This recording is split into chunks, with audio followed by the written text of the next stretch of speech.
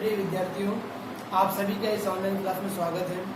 आज हम BSTC secondary की क्लास बच्चे और सीखने के अंतर्गत इकाई पढ़ रहे हैं सेकेंड, और सेकेंड इकाई का नाम है सीखना, बुद्धि और अभिप्रेरणा।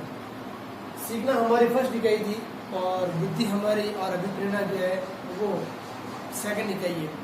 अब इसके अंदर हमने बहुत कुछ पढ़ा था। बुद्धि की अवधारणा पढ़ी थी, बुद्धि का अर्थ पढ़ा था, बुद्धि की परिभाषा पढ़ी थी, यहाँ तक कि बुद्धि की विशेषता भी हमने पढ़ी थी। तो विशेषता के बारे में हमने 2 तैयार किया था हमने। अभी मैं बताता हूँ कि बुद्धि की जो विशेषता है ये बहुत इंपॉर्टेंट है। इसमें 2 विशेषता बताई गई, बहुत अलग अलग है। सामान्य तो मैंने बता दी थी। एक था वेस्लर, नाम सुना होगा आपने। वेस्लर व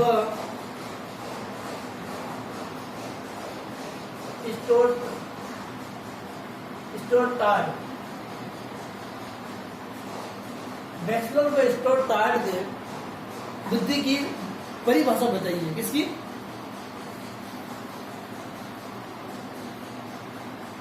बुद्धि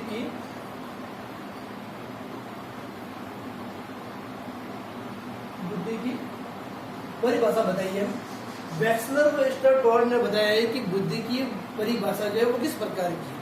तो इन्होंने बताया है कि इन दोनों ने, इस मनोवैज्ञानिक ने वेस्लर व स्टोरटार्ड ने बुद्धि की परिभाषा को कम से कम 9 भागों में बांटा है। कितने भागों में बांटा? 9 भागों में। तो उन्होंने बताया है कि बुद्धि जो है, फर्स्ट जो पॉइंट है वो है कि जन्मजात योग्यता।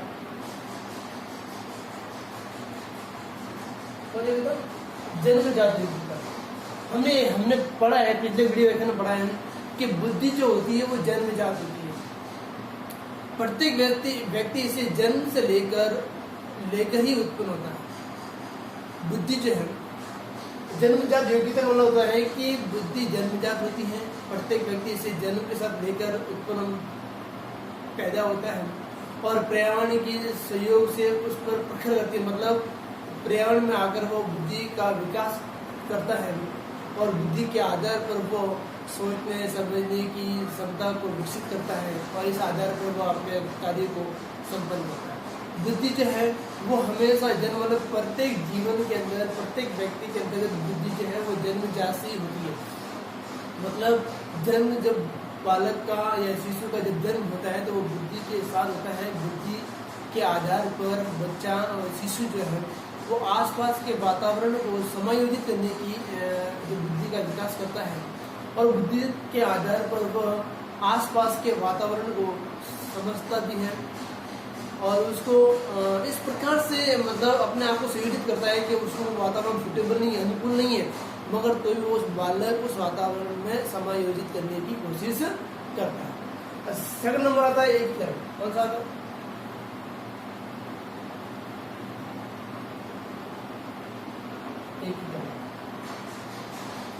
एकीकरण क्या होता है? मतलब बुद्धि की रचना जो होती है वो अनेक प्रकार की योग्यताओं के एकीकरण से होती है। मतलब बुद्धि एक है, हमारे आसपास के वातावरण इतने सारे हैं कि हम उस वातावरण को एक साथ इकट्ठा करते हैं कि कौन सी बात, जैसे मैं मिला, जैसे मैं किसी भी व्यक्ति से मिलता हूँ तो उस व्यक्ति से मुझे किस व्यक्ति के साथ किस प्रकार की बातें रखनी है, मुझे किस प्रकार की बातों का कहना है, और उस आधार पर हम बुद्धि के आधार पर बुद्धि की रचना इस प्रकार से करते हैं कि हमने जिस व्यक्ति से मिलना है, जिस प्रकार की बातें करना है हम करते हैं और व्यक्ति के प्रत्येक कार्य पर बुद्धि का प्रभाव पड़ता है। हर व्यक्ति के ऊपर बुद्धि का ही प्रभाव पड़ता है। बुद्धि के द्वारा हर व्यक्ति अपना अपना कार्य करता है। इसलिए इसे समुच्चय गोली योग्यता भी कहते हैं।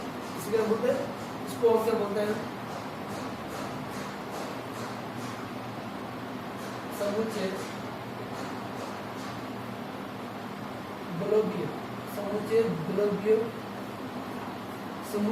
ग्लोबीय योग्यता भी कहते हैं इसको।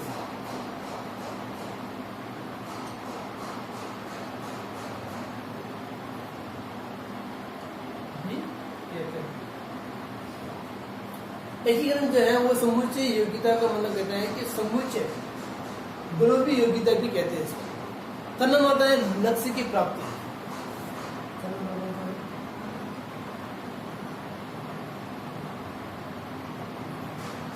लक्ष्य की प्राप्ति। लक्ष्य की प्राप्ति मतलब होता है कि हम हर व्यक्ति अपनी बुद्धि का प्रयोग इस प्रकार से करता है कि वह अपने उद्देश्य तक पहुंच सके। और किस प्रकार का उद्देश्य होता है कि बालक को जब एक अध्यापक अपना शिक्षण कार्य जब संपूर्ण करता है या पढ़ाता है या पढ़ाने से पूर्व जब वो क्लास में आता है, तो एक अध्यापक ये चाहता है कि मेरा शिक्षण इस प्रकार से होना चाहिए कि बच्चे उस पाठ्य पुस्तक और उस अध्यापक और शिक्षक के प्रति हमेशा एक पॉजिटिव यानी सकारात्मक थिंकिंग, सकारात्मक सोच का विकास कर सके। तो बुद्धि सदैव व्यक्ति के लक्ष्यों को प्राप्त करने में करते हैं। हम बुद्धि का प्रयोग हम पढ़ते हैं, हम एसटीसी करते हैं, बीएड करते हैं, जो भी करते हैं, तो हम क्यों करते हैं? करने का मतलब है कि हम बुद्धि का प्रयोग कैसे किया सकता है, हम बुद्धि के द्वारा हम अपने लक्ष्यों को प्राप्त कैसे कर सकते हैं। आज हम रीड का जो एग्जाम है वो आगे से आगे कैसे कराता है। हमारी बुद्धि का जो विकास जो था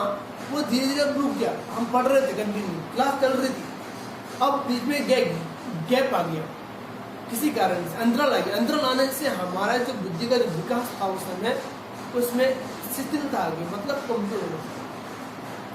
तो हम अपनी बुद्धि के द्वारा लक्ष्य को प्राप्त कर सकते हैं और उसके लिए हमें अपने आप को उस बुद्धि का प्रयोग करना आना चाहिए। फिर आता है और नंबर है समायोजन। कौन सा है? समायोजन। समायोजन का मतलब होता है कि हर व्यक्ति बुद्धि के द्वारा अपनी सफलताओं और असफलता में समायोजन को प्राप्त करता है। जो व्यक्ति अपनी बुद्धि के द्वारा सफलता प्राप्त करता है वो हमेशा खुश रहता है और अपने लक्ष्य की प्राप्ति तक पहुंच जाता है। और कोई व्यक्ति अपनी बुद्धि का प्रयोग हम सफलता को प्राप्त करते करते चूक जाते हैं, यानी असफल हो जाते हैं, तो उसके अंदर भी हम क्या करते हैं? समायोजन करते हैं। कोई बात इस बार हुआ था, अगली बार में तो हम तो मतलब वो स्वयं डिसीजन करता है, स्वयं निर्णय लेता है कि अपने आप में परिवर्तन होना। इस बार कमजोर हूँ, अगली बार मैं अच्छे नंबर लाऊंगा। कहते हैं कि हर सफलता के पीछे बुद्धि का ही प्रयोग होता है। हम जैसे पढ़ते हैं और उस कार्य के अंदर असफल होते हैं तो हम कहते हैं नहीं यार इस बार मेरी थोड़ी पढ़ाई कम हुई है तो अगली बार मैं ज़्यादा करूँगा, इससे भी अच्छा अंक लाऊंगा। तो मतलब व्यक्ति बुद्धि का प्रयोग स्वयं के आधार पर करता है और पर्यावरण में परिवर्तन करता है। जिस प्रकार का वातावरण व्यक्ति को मिलता है उस वातावरण के अनुसार अपने आप को ढालने की कोशिश भी करता है। तो हम चाहते हैं कि बुद्धि का प्रयोग इस प्रकार से होना चाहिए कि हम अधिक से अधिक उसका हम उसमें समायोजन कर सकें। अगला पॉइंट है, पांचवा पॉइंट है कठिनता और जटिलता।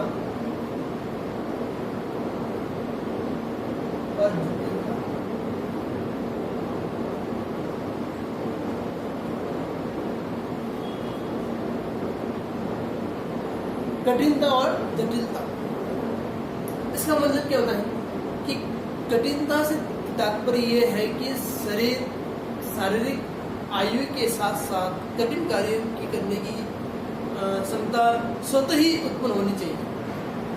कठिनता मतलब हम अपनी बुद्धि का प्रयोग करते करते हम शारीरिक विकास तो कर रहे हैं और शारीरिक विकास के साथ साथ में हमें कठिन कार्य भी करने की क्षमता होनी चाहिए। जैसे हम घर में काम करते हैं, जैसे हमारे घर में झाड़ू निकालते तो उस बालक को भी झाड़ू पकड़ना आना चाहिए, बाल्टी पकड़नी आनी चाहिए। मतलब हर प्रकार के कार्य को वो स्वयं धीरे धीरे करनी चाहिए, कठिन कार्य करने भी चाहिए। और कठिन कार्य करने से मतलब ये होता है कि उस बालक का शारीरिक विकास होता है। आंतरिक तो ही है, हमारी जो बुद्धि हमारा शरीर जो है वो दो प्रकार का होता है, वृद्धि और अभिवृद्धि। नाम सुना होगा आपने, वृद्धि और अभिवृद्धि। अभिवृद्धि और बोला होता है, हम इसके बारे में अगले टॉपिक में पढ़ेंगे जरूर विस्तारपूर्वक। तो अभिवृद्धि और विकास जो है वो शरीर के साथ साथ होने चाहिए, आयु के साथ साथ। अपनी जैसी आयु बढ़ती है व्यक्ति उस आयु के अनुसार अपने आप को कार्य करने का क्षमता भी सोचता है और उस आयु के अनुसार व्यक्ति अपने आप को ढालने की कोशिश भी करता है। तो कहने का मतलब है कि कठिनता का मतलब होता है कि जब व्यक्ति शारीरिक विकास करता है तो उसको धीरे धीरे कठिन कार्य भी करने चाहिए, जिससे उसका स्वयं का विकास होता है। जटिलता का तात्पर्य होता है कि कितने भी कार्यों को सफलतापूर्वक किया जा सकता है, जितने भी जो कार्य होते हैं वो सफलतापूर्वक किया जाता है, परंतु जो व्यक्ति अधिक से अधिक कार्यों को कर सकता है उसे अधिक बुद्धिमान कहता है, मतलब उसको जटिलता कहते हैं। कि एक व्यक्ति एक कार्य कर रहा है, कठिन कार्य कर रहा है, मशीन भी चला रहा है, वो दूसरी पार्ट चला रहा है, एक व्यक्ति अनेक प्रकार के कार्य करता है, उसका बोलते हैं जटिलता कहते हैं।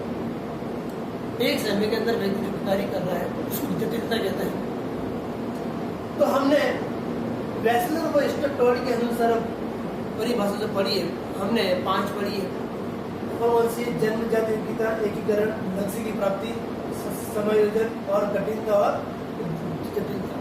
इसके बारे में मैं पढ़ा चुका हूँ और इसके आगे जो पॉइंट है मैं अगले दिए व्याख्यान के माध्यम से इसको उस वेस्लर और स्टर्ट की परिभाषाओं को मैं संपूर्ण करूँगा। आज के लिए इतना ही, धन्यवाद। और आप सभी को निवेदन है कि आप अपने नोटबुक में ये जरूर उतारें, क्योंकि ये एग्जाम की परीक्षा की दृष्टि से महत्वपूर्ण है ये, और एग्जाम में भी आते हैं। धन्यवाद।